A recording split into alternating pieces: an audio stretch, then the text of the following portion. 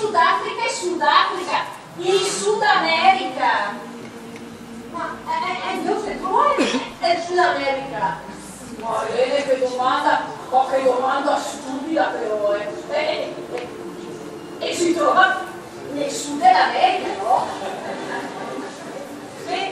Ma l'Africa di che? O l'Africa dell'Africa?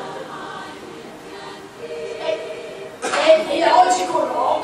Che se uno si trova di là e l'altro sarà di là.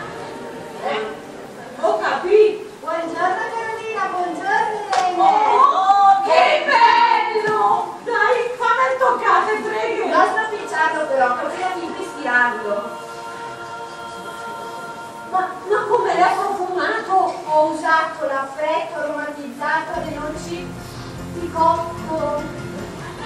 Pensa Bianca, da domani non ti chiameremo più Bianca, ma Suor Bianca. Per fortuna l'anno di noviziato è terminato e ho rinsaldato la mia unione con nostro Signore. Oh, sarai sua umile serva. Ma lei saprà? Adesso non posso ancora. Ma è stata spesso il qui? Irene, vergognati se ti sentisse la mano superiore. Ma dai, scusa, vuoi dire se me sei bianchi? È fatto su misura. Io comunque Bianca se fossi in te non resisterei a provarlo. A me.